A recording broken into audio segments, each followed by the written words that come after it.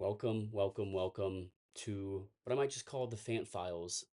My state of college baseball, 6 weeks into the season now, 2 weeks full conference play completed across the country.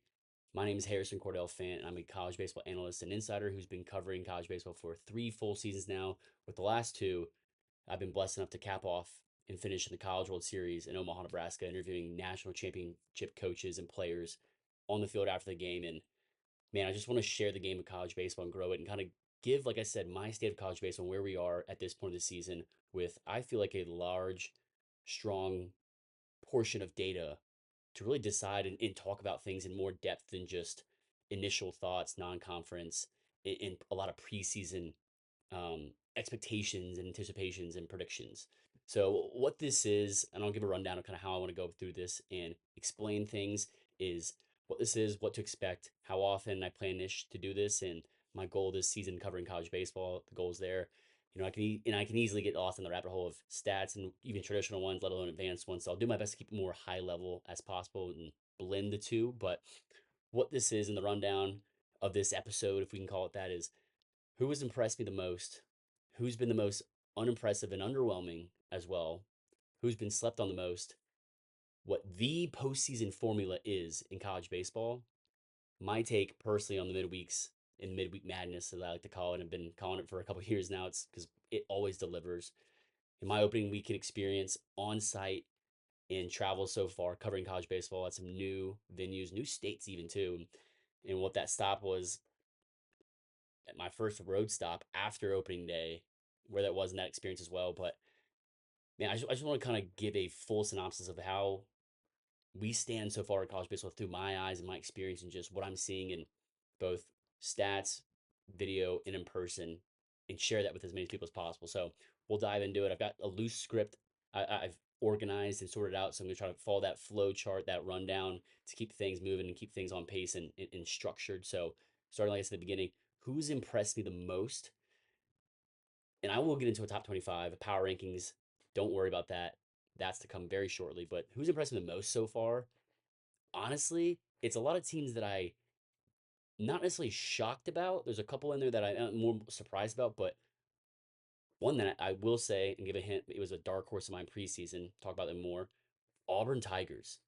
Mississippi State is just a huge one that was so talented, but we didn't know what was gonna happen with him with Brian O'Connor, legendary UVA coach, taking a job at Mississippi State, and it just felt like a rebuild of a roster and structure of not a rebuild, but new full build of a roster. Auburn's been an unbelievably impressive team that has a lot of returning young power that's been producing at high level. Butch Thompson, phenomenal coach. I got to talk to him in person when I was out in opening weekend. Awesome, awesome human being and great coach. Southern Cal has been, I think, the darling of impressive teams to start the college baseball season. Just their streak. They were the last undefeated team. They won over 18 games in a row. Florida State, if you can count them as most impressive so far, I just think they kind of flew under the radar for a national powerhouse that they are. I think Jarrett's done a phenomenal job with that team year after year after year. I know they've been to Omaha recently and can say, is that, that impressive? But just how stacked I think the top of the ACC is, I think so. Another ACC foe, Virginia Cavaliers. Like I said, after Brian O'Connor left Virginia to take the head coaching job at Mississippi State, just what was going to be of Virginia this season with a huge amount of transfers in and out.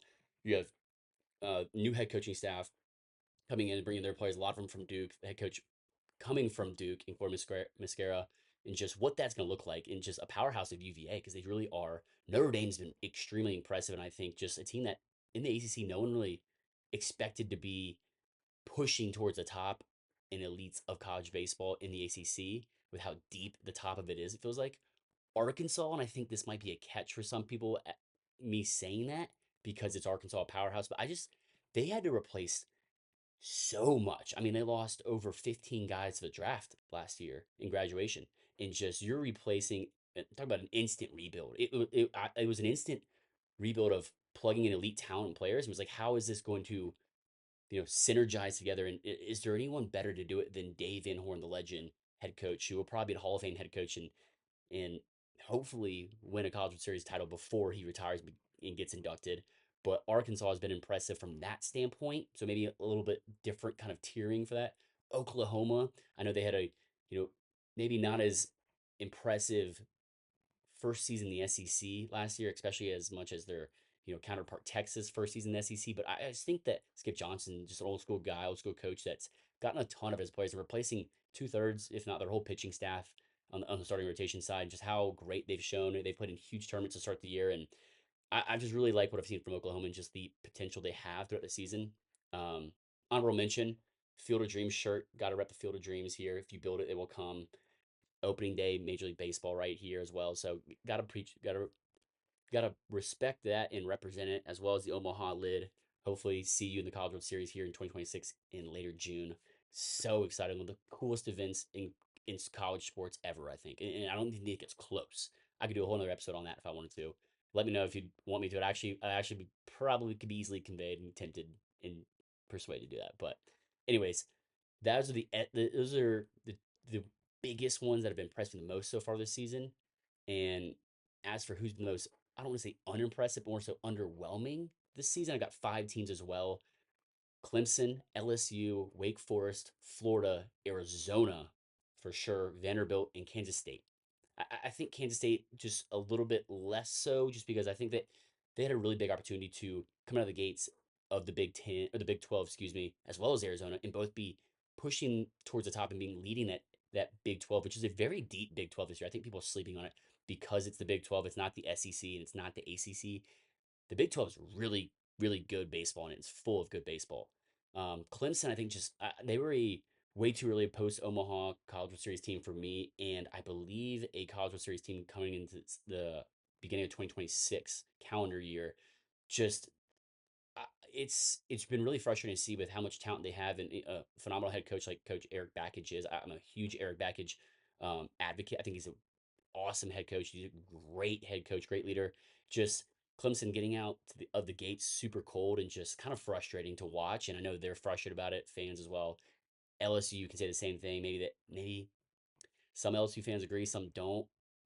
Championship hangover. I don't know, but it's LSU. It's the standard of college baseball. If they're not at the top 10 in the country, and I think any LSU fan, let alone most SEC fans, could probably agree on this for sure, that it's underwhelming and unimpressive and just not satisfactory. And just LSU so talented. I mean, Jay Johnson, one of the best, if not the best head coach in college baseball right now. He probably is the best head coach in college baseball. I stand on that. Great leader and just phenomenal recruiter. And just LSU doesn't have a rebuild; they just revamp and they just reload. Reload's the best word for that. Wake Forest, I think, just an opportunity. I know a lot of the move in the ACC with coaches and players, the transfer portal. I think that the couch could get jumping again. It should. Wake Forest is just there. It's just knocking on the door of being elite ACC team, top of the ACC, and just I think they haven't come out and get strong like they'd like to. They've got a lot of talent as well. Florida, another team full of talent, wanting to come out of the gates hot and just has struggled in a lot of midweek games season after season. We see that all the time in Florida. But just Kevin O'Sullivan, he's been to Omaha more times than he hasn't as Florida's head coach. Just think about how unbelievably hard and impressive that is, and just how much talent goes through Florida into the big leagues every single year, draft after draft. It's just for Florida, they want to feel like a rebuild, not a rebuild, but like a reload. And it's just they've really struggled so far this season. Vanderbilt, just Tim Corbin, a legend. He'll be a Hall of Fame head coach in college baseball, I believe, as well. Just Vanderbilt's just one of those teams that like they've either had extremely good pitching, was been their MO for years and years and years, or they have great hitting, or it's been kind of just they haven't never had all the pieces together since their College World Series title back before right before COVID, and it's been frustrating to see because Vanderbilt's just known as a powerhouse in college baseball. Kansas State, like I said, I think they had an opportunity to come out of the gates, be the top of Big 12. So with that, who's slept on the most so far this season? I have a couple teams in mind and a couple honorable mentions. I think it's Ole Miss, undoubtedly, and I've put them in my power rankings at the I think they were like the 20 through 25 last week or the week before, and just inching them up, inching them up. They've had one of the toughest schedules in college baseball, and it's not even close. And I don't think people are talking about that enough. That's a big thing I don't want to say frustrates me, but just like it's been flying on the radar so much. They have the fourth strength of schedule. They're, I mean, just 14th non-conference RPI, 49th non-conference strength of schedule. RPI overall seventh. Yeah, you can say they're 3-3 in the SEC, but they have a 19-7 record. They've been playing insanely hard opponents, both at home and on the road. They've played just elite talent week after week to start the season. I mean, they've put themselves through the gauntlet. I think they really know who they are in the battle tested so far, and I think they're the most slept on team that could be a dark horse in the postseason for sure. We've seen LSU or Ole Miss obviously be a really great postseason team. They've won a College World Series within the past 10 years. Obviously, Coastal Carolina next. I think I'd say more so slept on. Yes, they're a top 25 team. I have them kind of towards the bottom third, top my power rankings, top 25. But it's because they've been missing their Friday and Saturday guy most of the season. A lot of injuries they've been battling, um, and just not having their best guys, not having their top their Cam Fluke is one of the best pitchers in college baseball. You can argue that with maybe a couple people, that's about it. But not having that and just producing it the way that they're producing and winning at the amount and way that they're winning, it's hard to battle that. I mean, they have the 18th best strength of schedule, 22nd non-conference RPI, seventh best non-conference strength of schedule, 14th RBI. Like it's hard to debate that, and they keep winning and doing it of with injuries to key important players, centerpieces of their team. So for that, obviously, I think they're one of the biggest slept on teams that more so is ranked. Obviously, I think Oregon State just because they're the independent out west. No one really kind of gives them the credit, even though they're kind of like a I don't want to say they're not a powerhouse. I mean, they won one college series, but just a team that you consistently see pushing for Omaha. It feels like every year. I think they're more so quiet. They have, I think, coming to the season, they have the best rotation in college baseball.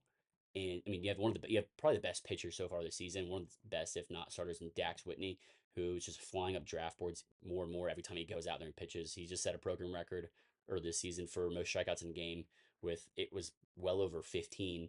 Um, it's just incredible to see how talented he is and just the development that they have. Virginia, I think a lot of for the reasons that I said has been impressed me the most because so much movement in the roster, obviously the new head coach, and just what was Virginia going to be.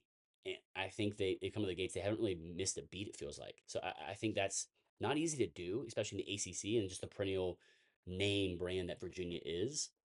So that's really impressed me. Nebraska, Lincoln, Nebraska, just down the road, like an hour and a half from Omaha. Could they make a deep run? I think they've been incredibly impressive to start the season so far. I mean, they're a team that I didn't see, making noise at all out of the Big Ten, and they come in 28th RPI. They've been taking care of business at extremely high level, 19-6 record. They've got a 20 non-conference RPI. Obviously, the non-conference strength schedule is 91, strength schedule is 96. Not the best, but like for where they are, they're 5-1 in the Big Ten. I think they might just stay at the top of the Big Ten the entire year and definitely push for. Hopefully, I know they want to push for hosting a regional just down the road from College World Series. That would draw a huge crowd. I think Jacksonville State, mid major, is my honorable mention. They've been out to an incredibly hot start. I think that when you have a team like Jacksonville State, who is a mid major team, they're 6-0 in Conference USA, which is very competitive, I think, more so than people think. I don't think it's the best mid major conference. I think that's the Fun Belt. Shout out Fun Belt. It's the Sun Belt, actually, but call it the Fun Belt because it has some of the best baseball in college baseball. Jacksonville State, 41 RPI. They're incredibly talented. They're incredibly good. I think they're really slept on. They're 21-5. I have them just outside top 25 of my power rankings, and I think that they're going to be a dangerous postseason team. The problem is they haven't played up and won a lot of Q1 games. That's quad one. They're 1-4. That worries me a little bit more so. They haven't played any quad two games, so it's like, who are they against bigger teams? So honorable mention there. Pittsburgh baseball. I think that they've been really impressive to start the season and how they've gone about their business. And they're 17-6. I don't think of Pittsburgh baseball, I think of ACC, right?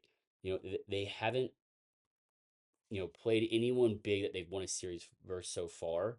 I mean, they took one from Georgia Tech, number three team in the nation, top five team. Just a huge boost there. They would go out to California, play Stanford, take a series there. Two games, not easy to do. I don't think it matters how good or bad Stanford is. They're 500 right now, but the rest of their schedule isn't too great. But I think just out the gates, more so impressive than I anticipated. Big win at Kent State. Hughes, a very good team at 18-5 in the midweek recently. So Pittsburgh could be, I'm gonna say an honorable mention, but more so an early slept on team so far. Now, postseason formula. This is the postseason formula, and there's no if, buts, debates about it. And I've talked to a lot of college baseball coaches in the ACC, SEC, former players, agents combined, they have all agreed on this. Win the series at home, so you take two of three, and don't get swept on the road. Win one game on the road. It's as straightforward as that. It's not easy, but it's straightforward. And like I said, they're talking with these respective individuals that have lived this and breathed this.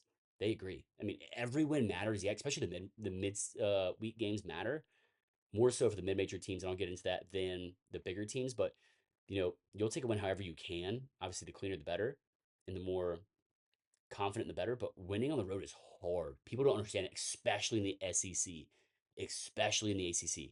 I mean, it's hard to win on the road, and I think people take that for granted. I mean, like I said, going out to Cal winning a series again, going to California winning a series against Stanford, not easy. And I think Stanford's just in a rebuild couple of years, but doesn't make it the wins worse. I mean, I just think winning on the road is hard, especially when you're traveling across the country for a weekend series. These kids are still in school. As for the midweek upsets, I love them. I'm all here for them. I mean, I love good baseball. I love mid major. I'm a big mid major guy. Um, it's just a lot of guys that didn't get recruited to go to those big schools or weren't going to play there, so they went mid major, especially the transport now. Going mid major, then going D1, Power Five, Power Four after now is a huge route. But I love seeing mid majors, go in and take a big win. And yes, whether they use their ace or not, I think you go in there, you got to win the game. And I know LSU's been victim of a lot of midweek upsets. Florida, as I mentioned as well, and it is what it is. It's a great opportunity for these Power Four programs to test a lot of guys, get guys opportunities that they don't want to. I don't want to say risk on the weekend, but just don't know if they're ready for the weekend or if there's a situation on the weekend. This is like it's more of an experiment, but it's a game that you still want to win. And I know every single coach, Power Four, Division 1, D2, D3, JUCO wants to win every single game, especially midweeks. But it's an opportunity to give your guys that aren't starting the weekend or your go-to guys in the bullpen opportunities to, hey, can I throw this guy in a spot start if I need to in the weekend or in this situation or, come in and be a relief guy if someone gets hurt, or whatever it is, or can he close? Especially young guys. It gets them reps and experience in big situations on the field during the season. And I think that's super important. So it's important for all those things I just listed. Midweek upsets it's midweek madness, as I call it, for a reason. It's bound to happen. It's going to happen. It's just what happens. It's great for mid majors to build up their RPI. That's part of it. It's a huge thing. So that's my take on the midweek series and midweek upsets. I love when the entry tournaments. And I'm transitioning into opening weekend for me, my experience on site. Because you have these round robin tournaments when you have big name teams and brands going and playing neutral sites, especially MLB ballparks or minor league ballparks, and playing dudes and studs and just postseason caliber teams straight out the gates instead of just playing, these mid majors from the Northeast. No disrespect for them, but when you're gonna go to, you know, you're gonna go to Globe Life Field, where I was opening weekend in Arlington, Texas, first ever opening weekend tournament for me, especially first ever tournament for me. Super cool experience. I was in Tennessee for the defending national champions of 2024 for their 2025 opening weekend last season. So get to do this was super, super cool. And it worked out super well with my life schedule and everything else going around that work. And awesome experience. First time at Globe Life Field. Um, Shout out to a friend for everything, all the coordination and logistics with that and the opportunity to do that and cover that from a media standpoint. Got to speak with a lot of coaches, a couple of players, just super cool experience and just great to see great baseball out of the gates. And the fans showed up, they showed out. College baseball is growing immensely. And it's so cool to see and be a part of and just hear the fans and the players and what that means to them and see it grow before their eyes. And just unbelievable experience. Love that. Got to see a ton, like I said, of great baseball, SEC, ACC, Big 10, Big 12 teams that are I've talked about a lot so far and that are all in the top 25 or pushing to be in the top 25. That are a lot of them, if not the majority, are going to be postseason teams and going to be deadly postseason teams. After that, my first road tour stop, just the following weekend after Globe Life Field and opening weekend, was the Texas Longhorns in Austin, Texas. First time in Texas, I double dipped with college baseball. Unbelievable experience, unbelievable hospitality with them both. And that was such a privilege, such a blessing that I was so grateful for and so grateful for still. Dish Falk Stadium, first time there, got to meet Chris Del Conte at Texas there, talked to him briefly. Super cool experience. Big fan of him and what he's done for the University of Texas as a whole, let alone baseball. And Dish Falk feel was super cool. It was, I'm gonna say this with respect, much more of a wine and cheese kind of crowd and fan base. I know it's early in the year. I'm gonna give them the benefit of the doubt with that, but just I was hoping for more into the game, more fans there. It was great weather. I loved it. It was great. Wore my cowboy boots even too. Brought them out, put them in the suitcase. 49 pounds out of 50 on the scale. Made sure I got them in there, but just a little more laid back than I was expecting, except for left field. Shout out my boys at Occupy Left Field.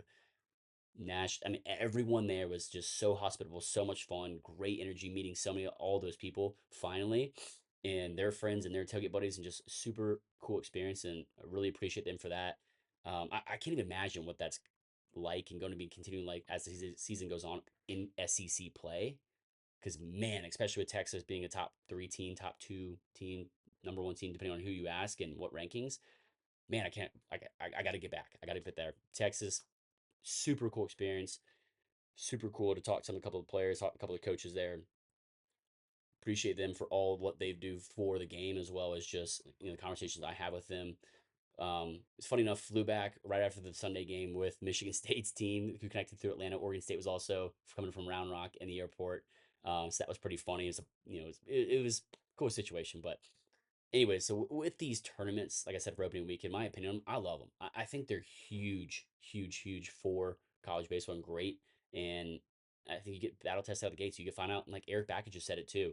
Link Jarrett, Dan McDonald, Butch Thompson, David Hunter have all said the same thing to me. They've told me, we know exactly, you're going to find out exactly who you are and where you're good at, where you struggle with immediately. And that's the benefit of these. And just, it's great for the players, great for the fans, experience of both of them. So that's super cool. I'm all for them. And it's great for growing college baseball. We love that. That's what we're all about, growing college baseball. Next miscellaneous thing on the agenda, World Baseball Classic. Unbelievable. I know it's professional baseball and not college baseball, but we had three college baseball players in WBC. We had, and I don't want to butcher his name, so I hopefully get this right in the first try.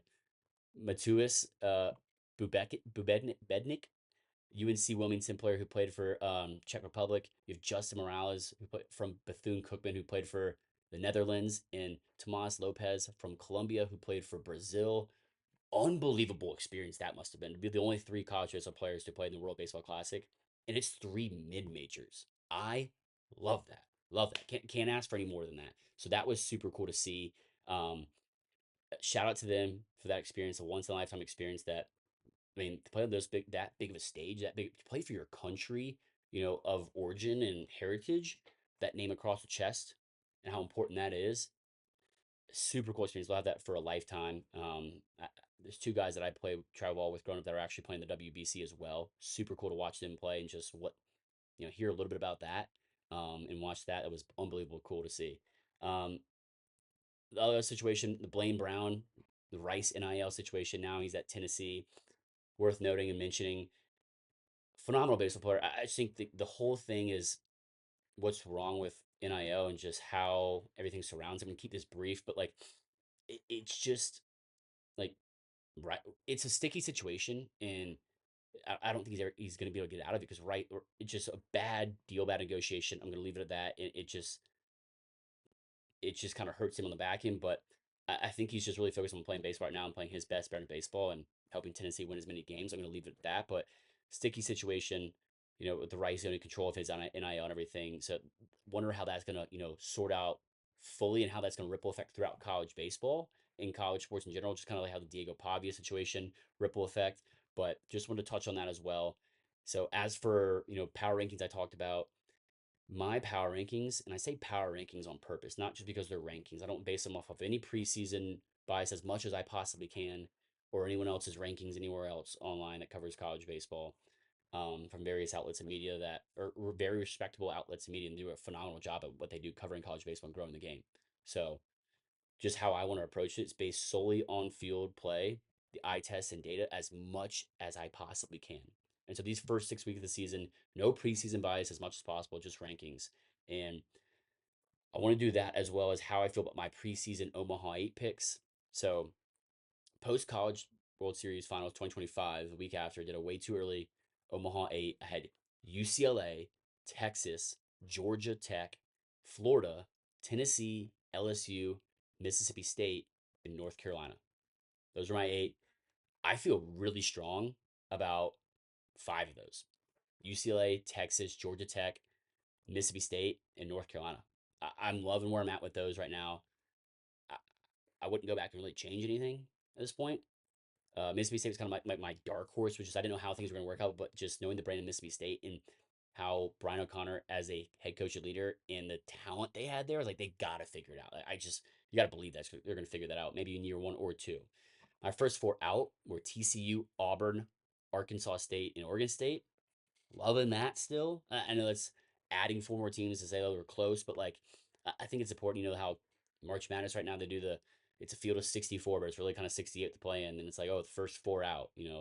College football playoff they do, oh, the first two out. Like, I think it's important or noteworthy. So TCU, Auburn, Arkansas, and Oregon State feel really good about three of those. I don't know what to make a TCU. I don't think many people covering baseball know what to really make a TCU yet, but love the Auburn pick there.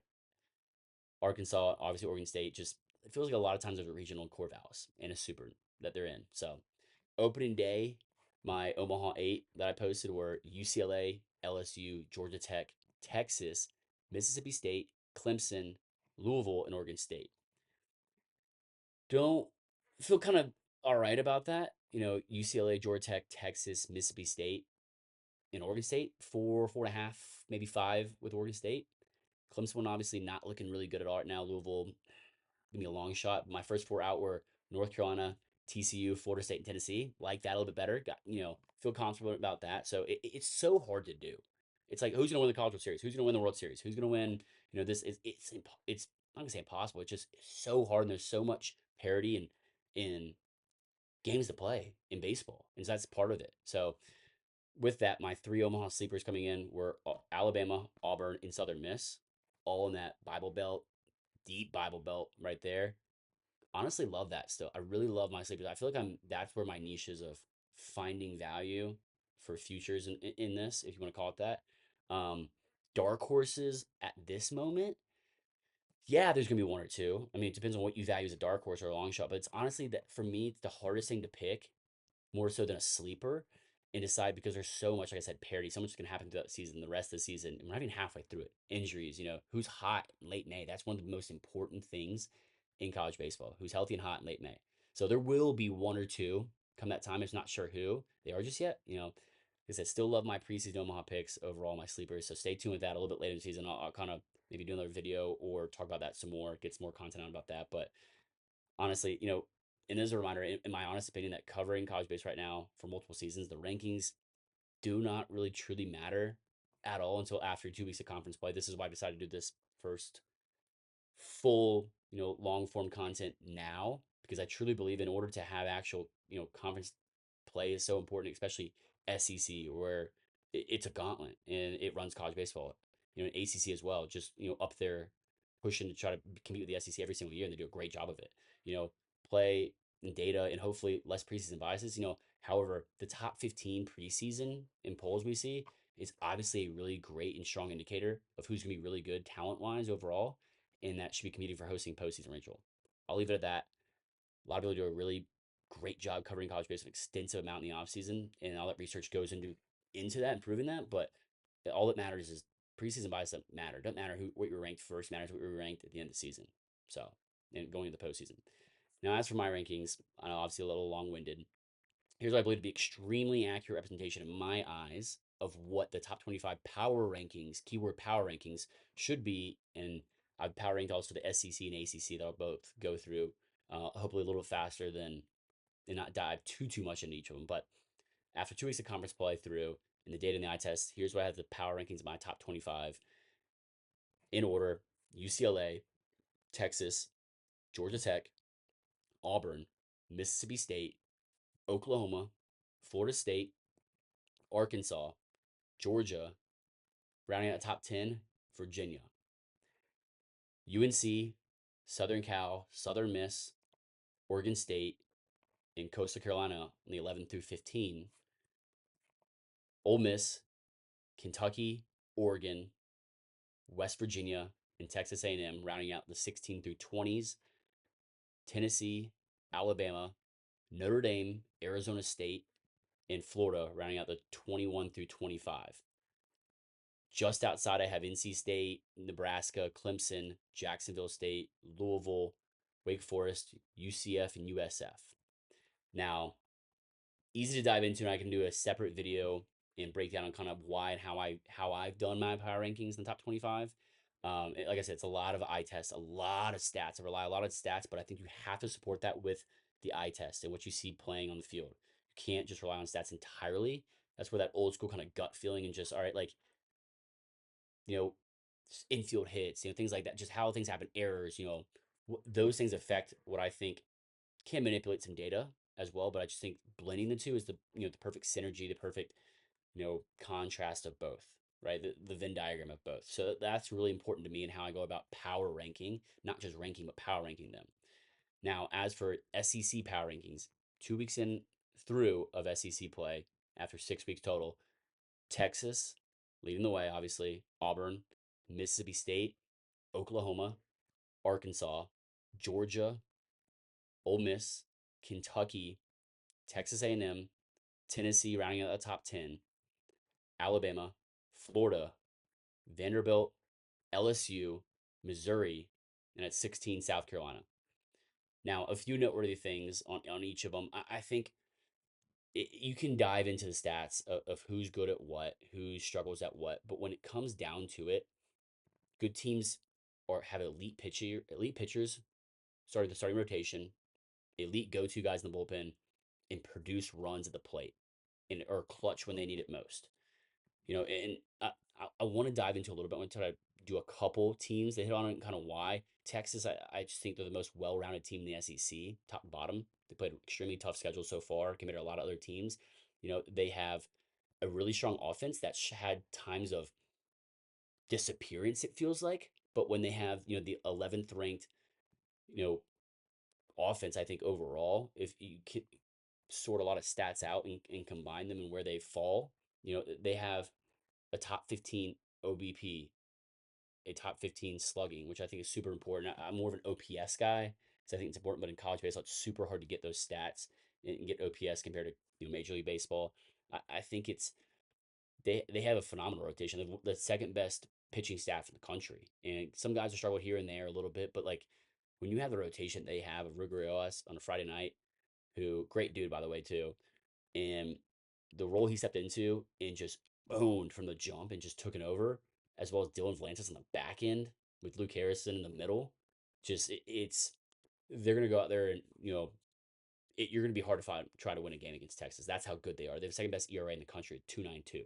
So super super talented team top to bottom, and obviously that staff is led by Max Wiener. I think one of, if not the best pitching coaches in college baseball. Um, Auburn going to number two.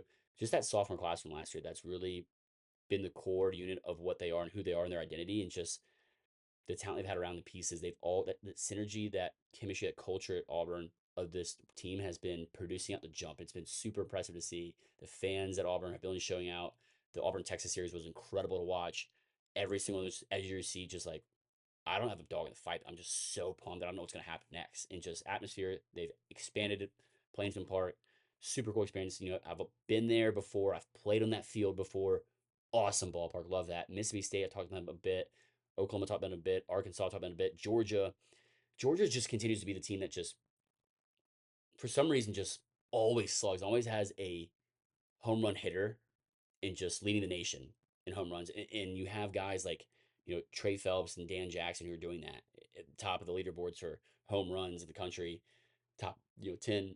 And so the thing that worries me, not really just worries me, but it concerns me is like, how do they not have a better pitching staff year after year after year with Wes Johnson, who's a phenomenal pitching coach? It's just like that's been their kryptonite, their Achilles here. And it's I've said before last season, and I'll say it again this season, like Georgia will go as far as the pitching staff takes them. It's as simple as that. It could be the College World Series. It could be getting bumped out of a regional that they should probably be hosting. Ole Miss, super talented team. Talked about them a bit. Kentucky scrappy Kentucky team. Just kind of their mo. Nick Mingione, just how just gritty dudes. Texas A&M trying to bounce back after the season they had last year, just the historically bad season. Leave it at that. Tennessee, Tony Vitello leaves to go take the managerial job at the San Francisco Giants. Josh Allen taking over. Not much has changed. Talking to him as well, and just their MO direction, just how they go about their business. Doesn't make it any easier though. And just Florida, the struggles they've had. Talk about them. Alabama just coming off a huge sweep at Florida, super impressive. Just kind of a where's Alabama going to be? Middle of the pack, or are they going to push kind of to be the top five of the SEC? It's not easy, but I think they have a lot of talent to be able to do so, and they have one of the best talented class coming into the season. LSU's been just a struggle. Just they've been super talented team, but just hasn't produced at the level they need to be or should be or everything. It's frustrating. But if there's anything that can turn around, it's definitely LSU. Missouri, maybe the most improved team in the SEC bottom half. Just how great they've been. I mean, obviously the strength of schedule's not been there yet, but they just took one from at Tennessee on Friday night. So super cool. Kerry Jackson's done a phenomenal job there at one of the hardest jobs in the country, I think. So moving on to buying and selling stocks in the SEC. I'll get to the ACC next. Don't worry. And this is, my buys and sells, my stock adjustments. Preseason buys were Auburn, like I said, Alabama. Auburn was a 5 out of 5 buy. Alabama was a 4. Ole Miss was a 2 buy. That was my, and I love those preseason buys. I'm keeping those stocks a little bit longer. I'm going to keep riding that. My sells were Tennessee with a lot of changes in the rotation, just the team and Tony Vitello leaving. It was a 3. Kentucky was a 3. Kentucky's just a tough one to just grade preseason. I think in Georgia, I didn't love the pitching staff coming this season. Knew they're going to mash. They're mashing more than I thought at the plate in the dish. Just I thought they were just a little preseason high. Obviously, they're proving me wrong in that category a little bit, just with how great the offensive is. Going on the road to College Station, winning this huge series there with the bats, and then shutting it out with the arms in some situations, except for Sunday. Current buys at this point after 6 weeks. Ole Miss, my buy's more Ole Miss. It's a 3 out of 5, and Texas A&M. Even though they just lost the series at home to Georgia, I'm gonna buy 2 out of 5 there. I think they're really talented. I really do, and I think Michael Irv's got this ship going in the right direction now. We have a lot of talent, and I'm not gonna take too much away from them because winning an SEC series is hard, and Georgia's a really good team overall, and you just got outslugged. Honestly, got outslugged. Sells, still selling a little more LSU stock. 2 out of 5, and Vanderbilt stock 2 out of 5. Just like I said, if anyone can flip it around, it's these two teams with the types of programs they are, the leadership they have with Tim Corbin and Jay Johnson, and it just seeing the bottom at third of the SEC is just tough to see. So that's really frustrating now.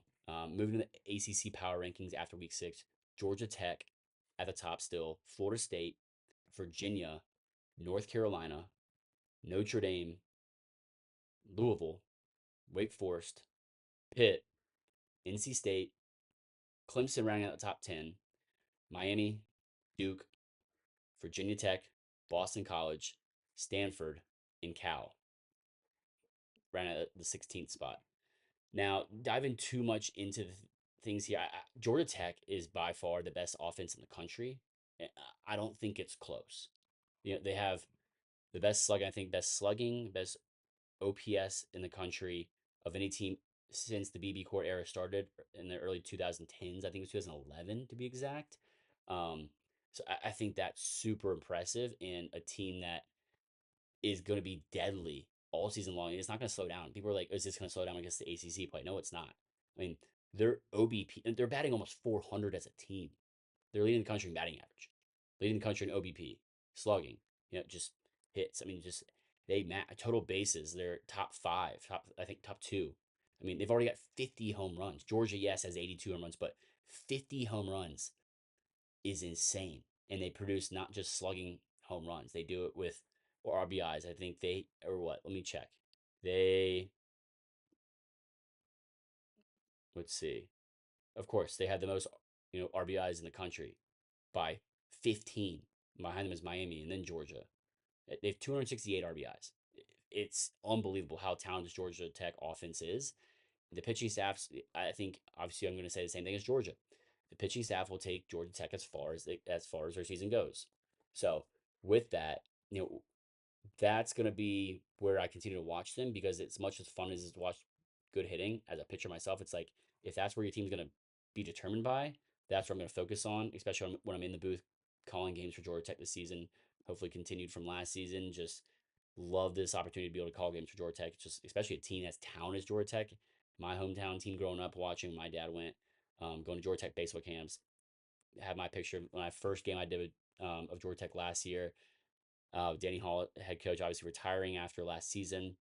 The broadcast, I sent them a picture. I didn't think they'd actually do it, but they asked for it, and they put the picture of me and Danny Hall at Georgia Tech, Danny Hall baseball camp 2006 there on the screen, and it was so funny. He's obviously Danny Hall signed a picture from camp. It was super cool experience, and just full circle moment for me.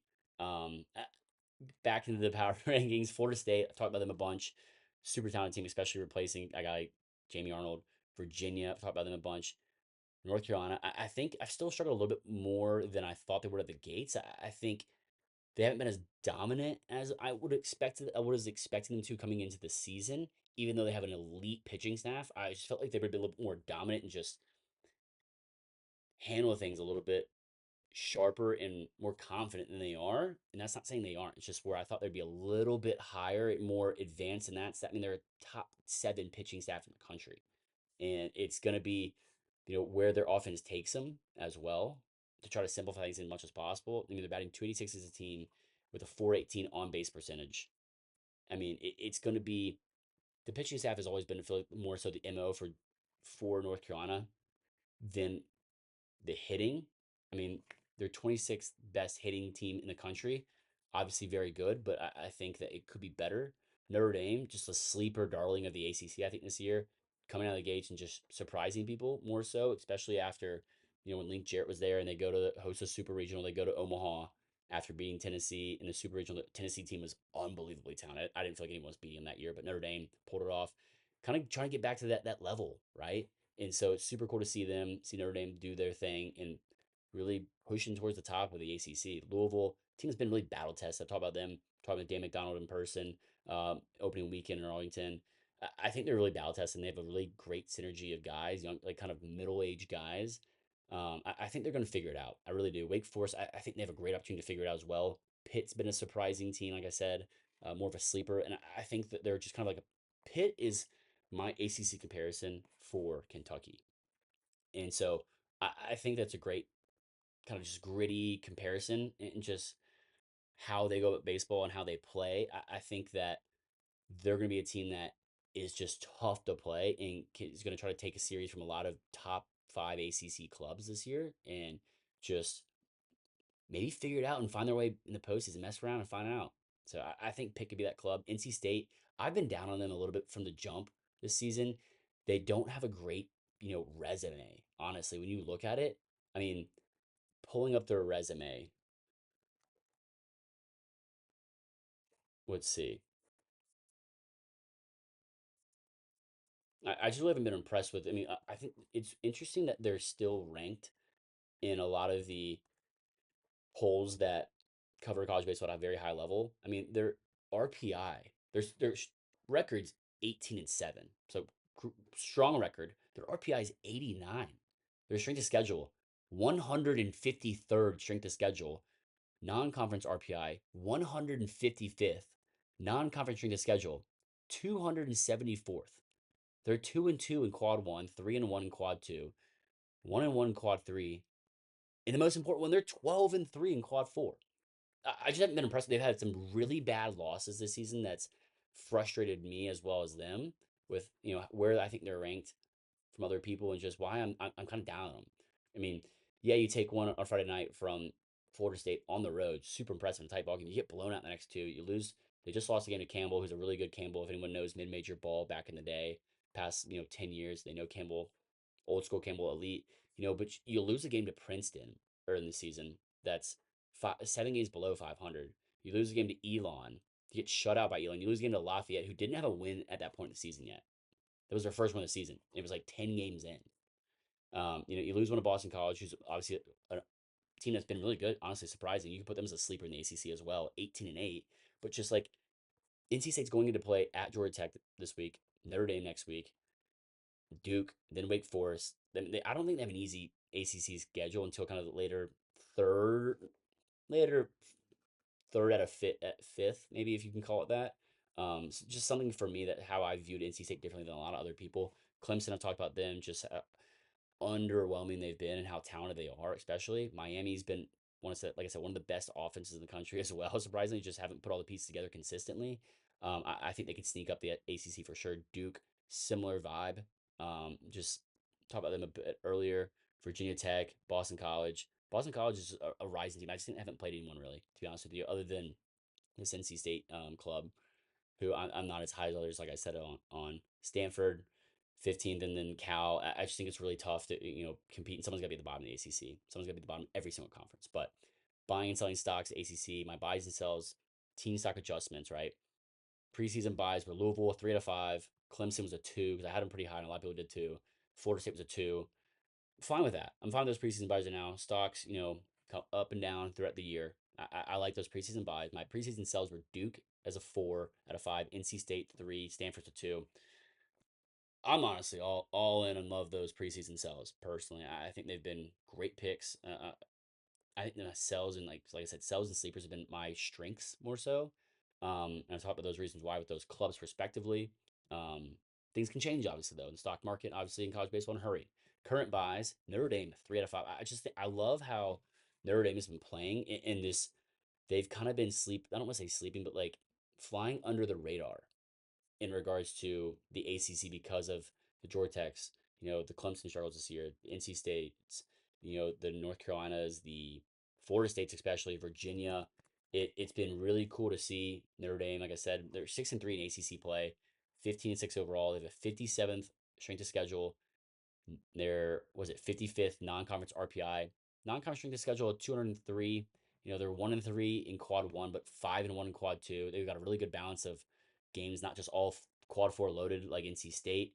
They're 18th RPI in the country. I think it's something to take note of and keep it on. They're 7-3 in their last 10 game home win streak. They've had, yes, they just lost the series at Louisville. Winning on the road's tough. Louisville's a really tough program, really great team in the ACC that's been battle tested. Like I said, you go win series at Duke. You lose a close one at LSU. Honestly, it probably got away from you. You went against an extra against Illinois or Indiana, excuse me, and you lose a tight one against a really good UCF club. And I think they played a lot of really good mid-major teams, and so far a really good ACC schedule. They just swept Clemson, swept them. I mean, they shut them out in game one. I mean, I've been really impressed with them so far and how they've gone about their business. Um, so love that current buy. Sells Clemson a little more 3 out of 5, NC State, just for those obviously reasons that as previously mentioned. Noteworthy teams outside of the ACC and SEC for me, it can't go without saying I'm going to start in a different order. I'm going to go Southern Cal just because of the season they had coming out of, I don't want to say nowhere, but coming out of where they are, just unbelievable start to the season and everything around that to they went 18-0 to start the season, I believe, before their first loss, and just one of the best pitching staffs in the country. I mean, when you look at the stats of them, because it's like Southern Cal is historically one of the best teams historically in college baseball. I think they have the most championships in college baseball history. People don't know that because it hasn't been They haven't been at this pinnacle of college baseball level, College World Series in a quite a long time. So it's definitely interesting to see. And if I can pull it up, let's see. No, I want to pull up their pitching staff. Yeah, they have the number one pitching staff in the country. 2.2 ERA, 230 innings.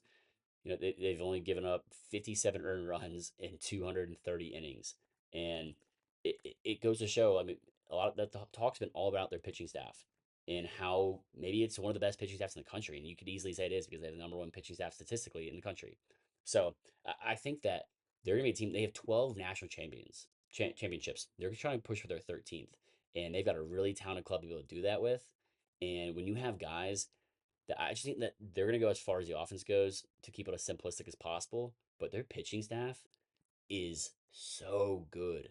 Mason Edwards, he's got a .25 ERA in 36 innings. He's given up one earned run in 36 innings, 64 strikeouts, 14 walks. Grant Govil, a .69 ERA in 39 innings, 41-4 strikeout to walk ratio. And you got Andrew Johnson, who's got a 2.27 Okay, like that's still great ERA in 31 innings and a 38-11 strikeout to walk ratio. I mean, as a starting staff, they've given up 12 earned runs in over 100 innings almost in the weekend rotation. That's unbelievably good. And then their bullpen behind them is just nails. Diego Valenquez, 0 ERA in 7 innings that he's thrown out of the pen. I mean, just got they've got dudes and so many options at the pen too, which is really important. I mean, you got Gavin, Adam, you got Ben, and you got just guys that have thrown a lot of quality innings for them. 13. I mean, you have your go-to guys, but I think they just have a really deep bullpen that's going to allow them to compete this entire season and be a really dangerous posting team. It's going to take as much as the hitting goes for them as well. UCLA, can't go without mentioning them. They were my preseason number one right after Omaha, coming into the season, beginning of 2026 calendar year. And they still are because they returned 8 of their 9 starters from the College World Series team, and including Rock Chalowski, who might be number one off the board in the MLB draft. They're just so talented. Their pitching staff's elite. They've done a phenomenal job. Talking to their coach preseason about their opening week, their opening not opening week, but I guess weekend three of college baseball tournaments that they played in Arlington. Didn't get to see them in person there, but talking to them and just hearing about the core and just they really manage themselves. He said they're super talented guys. They really manage themselves. They know where they need to improve. And they continue just so dedicated to doing that. Not that other clubs aren't, but just that was what impressed him the most. Other noteworthy teams, Southern Miss, just one of the consistently great mid majors in college baseball, and just love watching them play. I've been to Pete Taylor Stadium. It's an unbelievable experience. Those fans love college baseball, love the Golden Eagles. Always a force to be reckoned with in college baseball. Coastal Carolina as well. Talk about them. Oregon State, talk about them. West Virginia. West Virginia has been an exciting club to watch this year, and just seeing how successful they've been, and just why. Because I think the Big 12, I don't want to say gets a bad rep, but just gets so much more overlooked in college baseball because of the SEC specifically, but also they just come in as the third conference in college baseball because they're behind. It's not even debate. They're behind the ACC in college baseball. They're definitely behind the SEC, but they have 3 guys with over 1,000 OPS. Two of them with over 1,100 OPS, and Gavin Kelly and Paul Schoenfeld just leading the way. I mean, and it's not even by home runs. They're not a home run slugging team. They don't have anyone more than 3 home runs. Gavin Kelly's got 3 home runs. That's it. They just get on base and they get guys over and they get them in. Old school baseball. A lot of doubles, but more so just old school baseball. And a team that can do that, they don't have to beat you long ball, I think is really deadly and dangerous. And then their starting pitching staff's been all right. I mean, Max Yell has been absolute nails, almost 32 innings, 3 earned runs, a 0.84 ERA. After him, Chase and Cole and Ian Korn, both with a 4 and a 4.29 ERA, just kind of been struggling there. But like, it's exciting to see West Virginia baseball be good, as a lot of teams. But it's going to be interesting to see how the rest of the season plays out for them in the Big 12 and how the rest of the Big 12 plays out, especially with Arizona, noteworthy team outside. Talk about them a bit and just the struggles they've had, and just no one really saw that coming. So, like I said, a lot of college baseball left. Anything can happen. It's anyone's game. You could have LSU come out of the bottom of the SEC right now and come back and go back to College World Series and win it.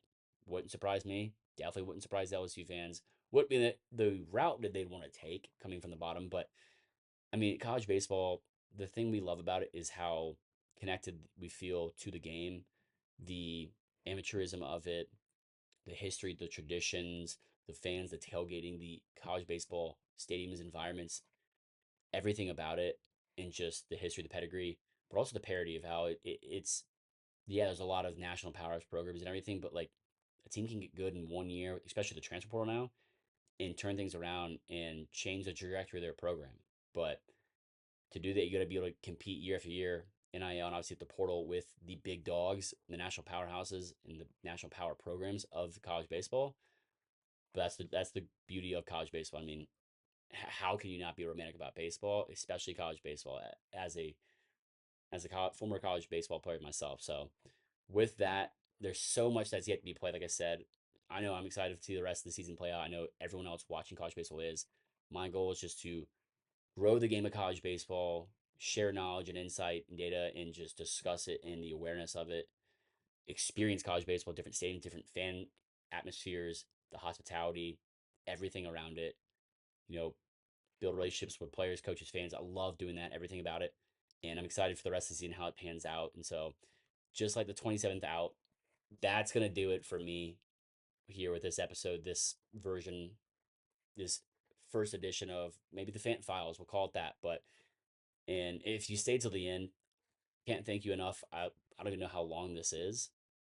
50 under an hour, still good. Love that. Can't thank you enough, and hope that I was able to give you some sort of value and some great insight. Hope you enjoyed it. Hope you maybe learned something, that you appreciated this. Whatever it is, maybe just hope you send it, share it with a friend, share it with someone that loves college baseball, needs to listen to it, wants to hear it. All I ask is that you do that and enjoy it and just watch college baseball. Let me know whatever questions you have or anything you like me to cover, talk about, discuss. Um, and I'm happy to do it. Happy to grow the game of college baseball, interact, and just engage with the game and the people of college baseball that make college baseball. So I want to share it and grow the game with you guys as much as possible. Love college baseball. Love baseball. Opening day today. Unbelievable. Baseball's fully backswing. March, I'm not even worried about March Madness. It's March Madness on the diamond. That's all I care about. And so, until next time, get out to the ball field, watch some college baseball, and see you in Omaha, hopefully, and see you at the ballpark.